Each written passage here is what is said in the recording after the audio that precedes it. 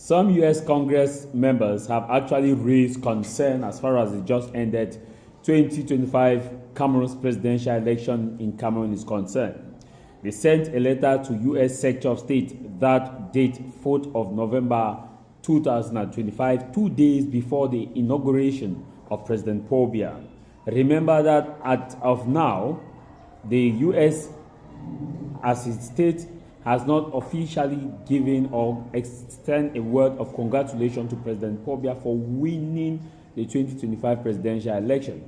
The U.S. after the inauguration has actually, the U.S. Embassy in Yaoundé sent a congratulatory note for the inauguration. What they say, the U.S. Embassy Yaoundé or the United States congratulate President Paul Biya for his inauguration.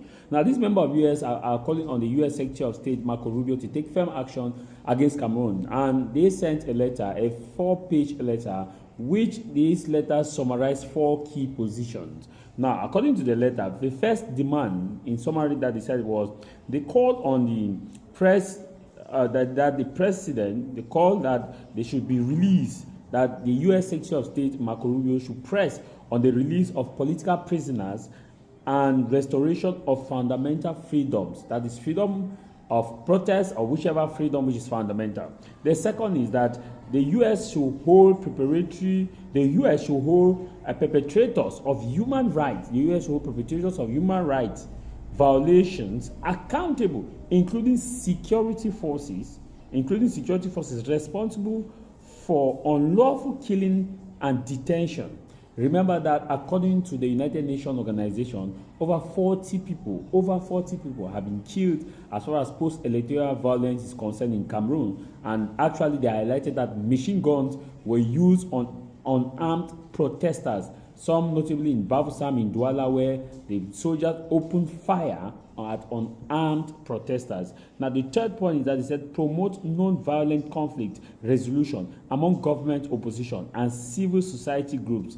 The fourth point was that they called on the U.S. Secretary of State Marco Rubio support inclusive political dialogue, possibly mediated by regional or international actors to facilitate a peaceful and credible political transition.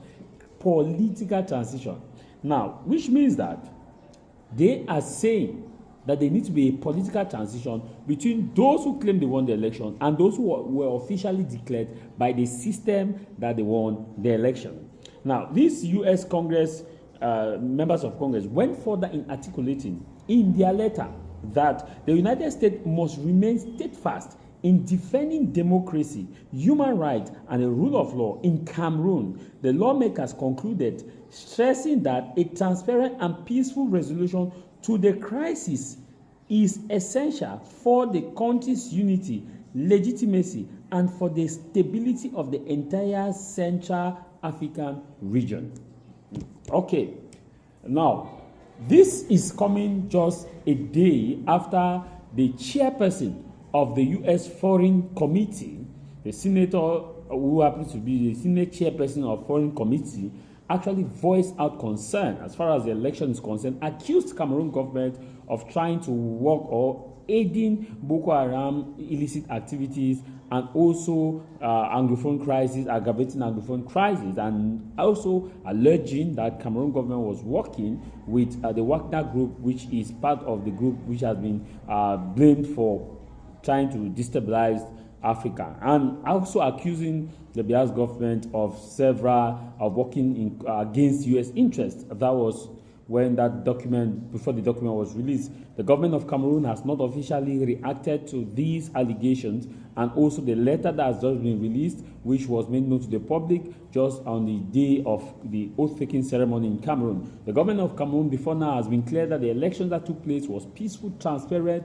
and that people who have been arrested are people who want to actually destabilize the nation, and they are being charged for insurrection. And we were reminded by the Minister of Territorial Administration that those who want to cause confusion should know that they don't have a bulletproof door or bulletproof doors, and that the law would take a course that if they have been defeated, they should go at home and they should cry quietly.